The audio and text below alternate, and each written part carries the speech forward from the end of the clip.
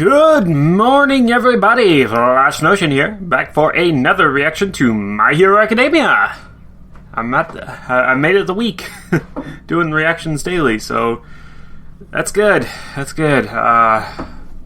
First week's over. Almost, technically. I do still have the weekend, but I think that'll be fine. Yeah, it's been great. Right, so this actual show. We left off with Midoriya's team fighting Monoma's team, and not doing the greatest until Midoriya's powers just went kind of nuts. And now he's nervous about using them. So that's not good. He has to beat both Monoma and Shinzo.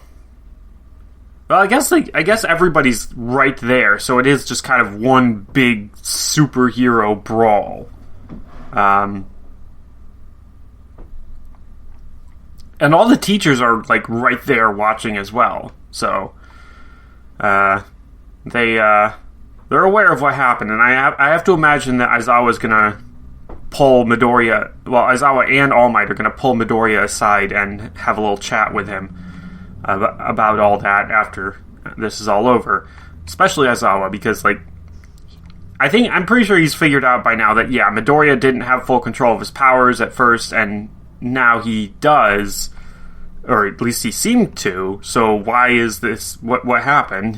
It's going to be a whole thing. Don't know if we'll get to that in this set though, because the fight might take just that long.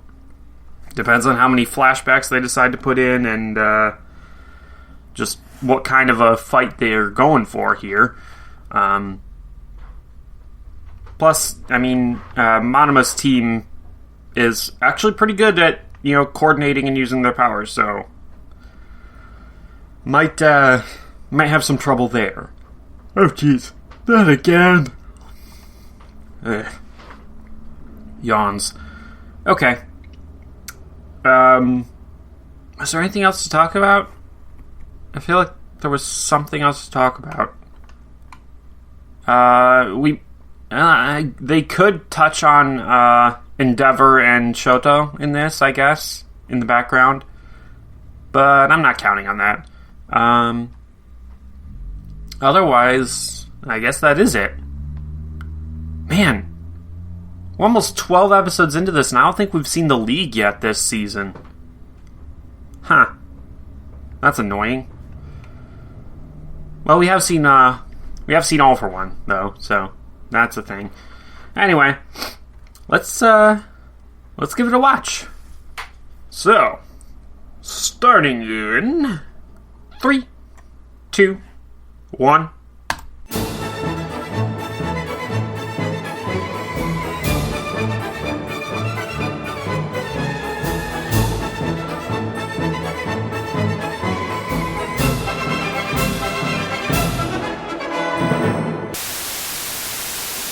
And I did it again. I almost forgot to pause.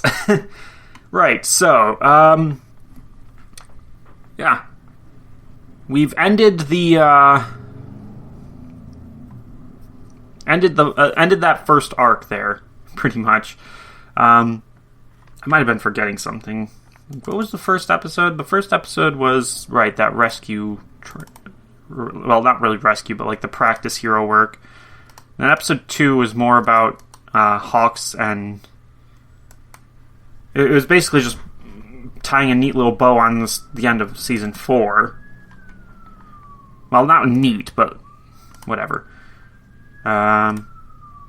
Whereas, from episode 3 until 11, what is going on out there? That's loud. Okay, it's an ambulance. Can't yell at an ambulance. Can yell at police, but can't yell at an ambulance. Ambulance is helping people. You heard me. Right, so episodes 3 to 11. That's a pretty decently long arc there. 1, 2, 3, 4, 5... 9 episodes. 9 episodes to get through all 5 battles. Yeah, that's a lot. Not sure if it was necessary, but hey, whatever. I still find it really funny that that Bakugo's match was so short and so one-sided that it literally only took half an episode. That's amazing. Yeah.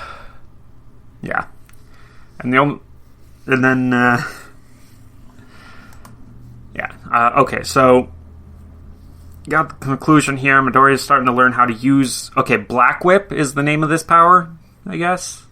Yeah, that's a decently cool name, I guess. Little edgy for my taste, but I mean, it's not inaccurate. So One for All now includes a capture method. Yeah. So we have strength, durability, and now a capture element. Well, I guess durability we haven't seen yet, actually, now I think about it. But, well, the durability is less a part of the power and more something that the power requires, in the sense that the more you use it, the more durable the body becomes in order to actually be able to handle more of the power. So, yeah, that's what it is. I think, maybe, I don't know. Actually, we haven't really delved too much into the specifics of how the power works yet. So, I mean, we're starting to, but we haven't yet. And then, fucking Monoma. Just I'm not sure whether he's more annoying than Mineta, but he's pretty fucking annoying. But I mean, hey, Mineta in episode 11 actually did get a chance to be fairly awesome. He ruined it. He of course ruined it, but it was still a pretty good demonstration of why his power is nothing to sneeze at. It's his personality that's obnoxious. Yeah.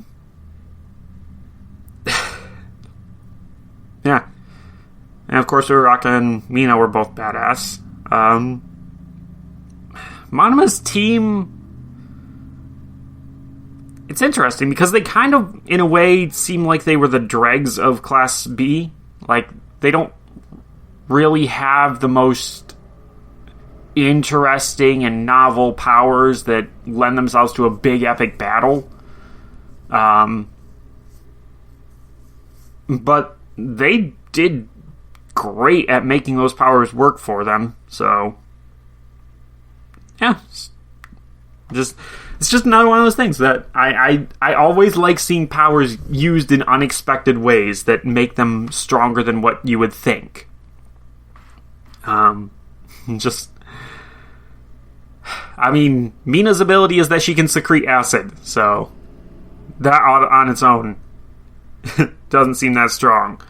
Like, it's dangerous, but it doesn't seem that strong until you actually see her use it, and you realize, oh, no, she's fucking epic.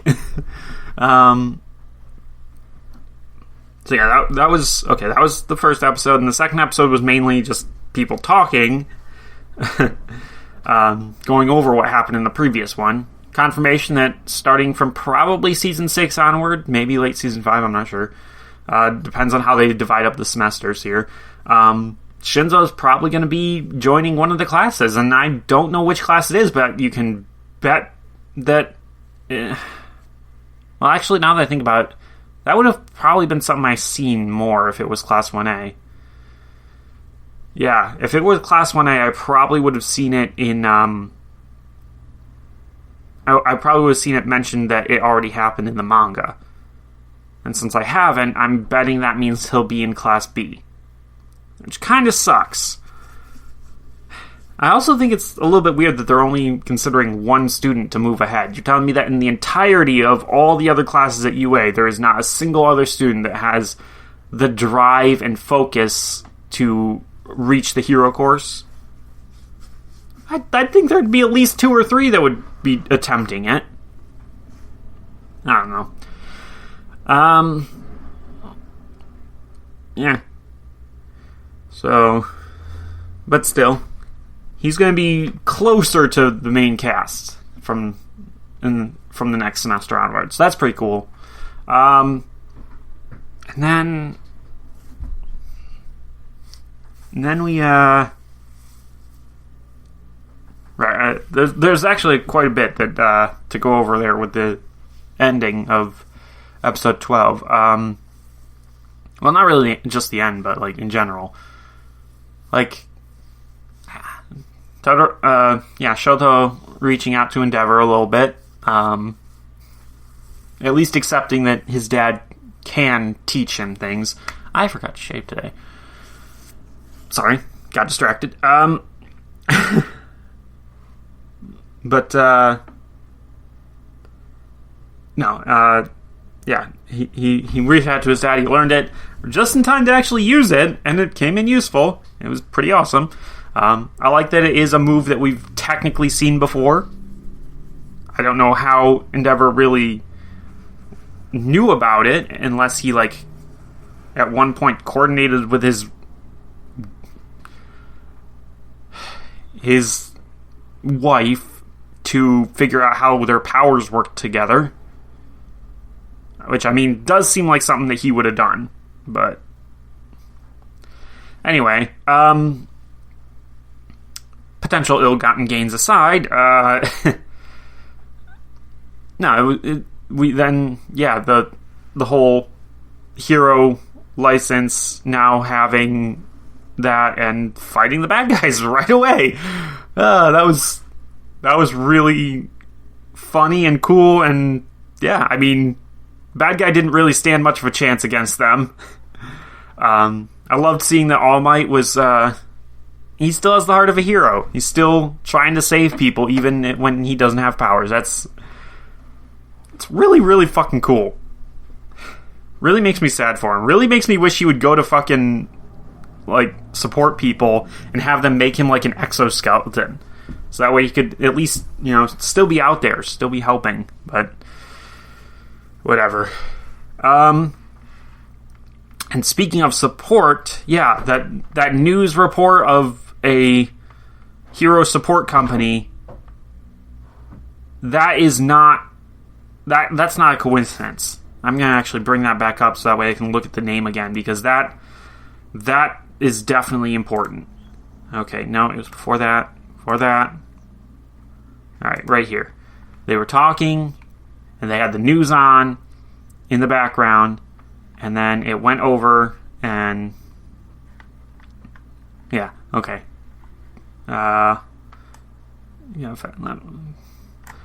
Okay, yes. Detnerat. Hang on. Go back. What is Nope. Torrented. Nope. Doesn't spell anything backwards. So I figured that would have been like the easiest way to hide something important. But maybe it's more one of those language things where, like, in Japanese, it's easier to tell what it's all about. I don't know, but either way, yeah, it's no coincidence that they're talking about a support company, and then immediately afterwards we go to a villain who's got a brand new support item that is letting him actually be dangerous. I do not for a second think that is a coincidence. So yeah, I'm going to be looking forward to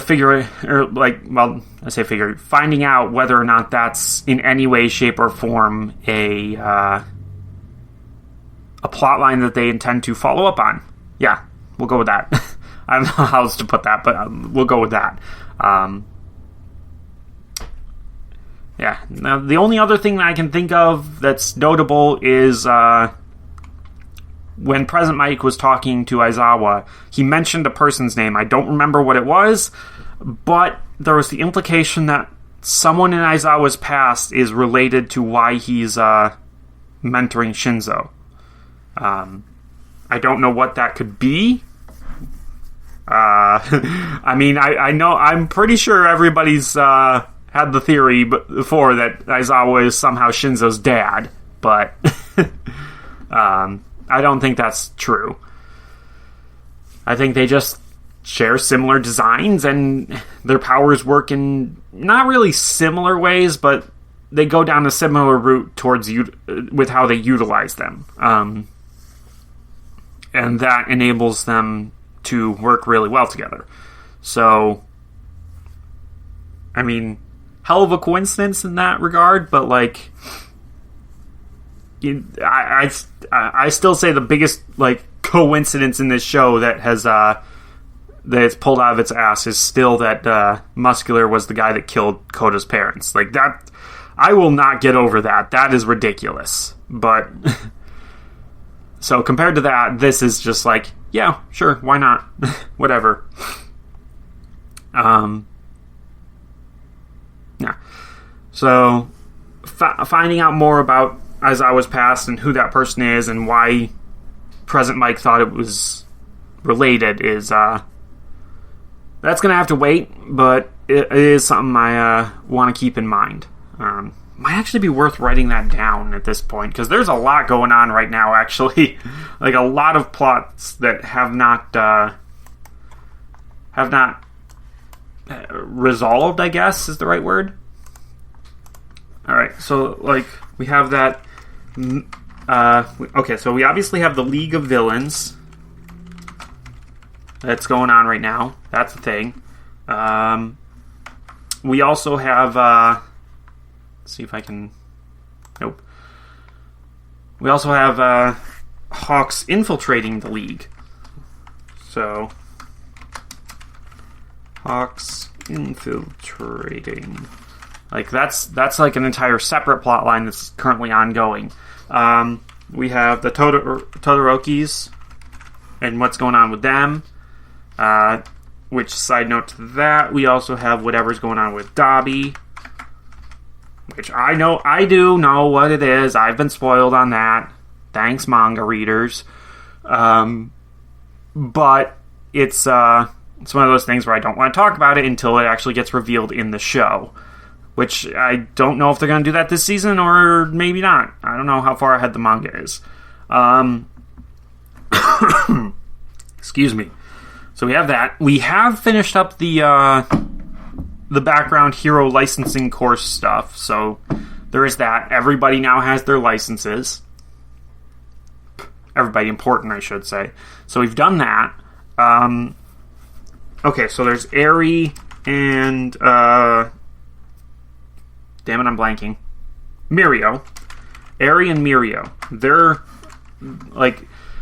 There's no specific thing with them, but just like Eri being able to control her power and then using it to give Mirio his quirk back is one of those things that we're all waiting for it to someday happen. When and how, who knows? It's going to be interesting. But now there's this. Okay, so the Aizawa backstory... Name related to Shinzo. Yeah. So we've got that plot line. We have the 6 new quirks plot line, which we've already had Black Whip. So Black Whip training is now ongoing. So we have All for One in prison. Which also Kuro Giri has been captured. We have Gigantomachia. He's out there somewhere, so that's a thing. I'm forgetting something. I am forgetting something. Right. The support shit. I'm just gonna write it like that. Support shit? I'll add in support company. Because, yeah, that's a potential through line. And I guess, yeah, we also have, as much as I don't want to think about it, Uraraka crushing on Deku. That's a thing. I think that's all the plots that are currently ongoing, which... Switch that over to, numbers. 9 ongoing plots at the moment. Feels like there should be a 10th one. Maybe they reserved the 10th spot for, like, whatever the overarching... Oh, right, I almost completely forgot about this. They did already mention it, the Meta Liberation something. I forget what they called it, but yeah, whatever it was called, the Meta Liberation thing is something that's been mentioned, and I'm guessing we're going to follow up on relatively soon. So, yeah. There it is. 10 plot lines so far that I can remember. I don't know. I imagine some of these, like the stuff with the League of Villains and All for One being in prison, I imagine those will intersect at some point, because even if they're not going for All for One, they do need to get Kurogiri back. I cannot imagine them really wanting to leave their warp gate in prison for more than like one story arc. Like story arc related to themselves, I mean, because obviously there's been a couple of story arcs in between Kurogiri getting captured and, well, now. So, but in terms of plots that the League are involved in, I cannot imagine them leaving him there for very long, related back to themselves. So, yeah, I imagine that is going to come full circle soon. And then... Yeah, I don't know about the stuff with the Todorokis. That kind of seems like it's going to be just in the background. Eri and Mirio is going to have to wait for a while. The Aizawa stuff, I don't really know when that's going to come back up. It depends on how big of a character Shinzo becomes. The 6 new quirks, obviously, that's going to take a while, and they're going to go through it slow. Don't want the hero to be too overpowered right away. Gigantomachia, no idea when that could be coming back. And the support company stuff... Uraraka's Crush. Yeah, I don't know. Just gonna real quick save this file. We'll save it here, I think. Yeah, we'll save it here as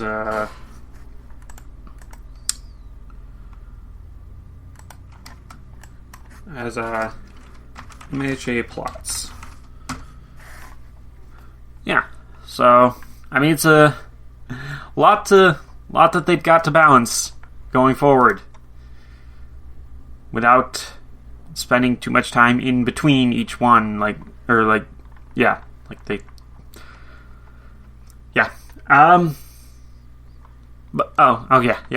So as for this set of episodes, though, no, it was pretty cool. Nothing too epic as far as like the ending to that fight. The animation was really good on Midoriya going after Shinzo. Like, literally every time he leaped towards Shinzo, the animation seemed to take like a quick bump, because it was just awesome. But other than that, I mean, it wasn't like that epic of an episode. And episode 12 was mostly talking. There's a little bit of fighting stuff going on, but mostly it was talking until we got right to the end, and that was pretty cool, but it wasn't like a big epic fight. It was more just, Bakugo and Todoroki showing off. So yeah, really cool all around, and next time we got Christmas. A little early for me. It's only November. But regardless, I got a couple of things I need to go take care of because I forgot to do them before I started recording. Oops. But, yeah. Hope y'all enjoyed it, and see y'all next time. Bye-bye.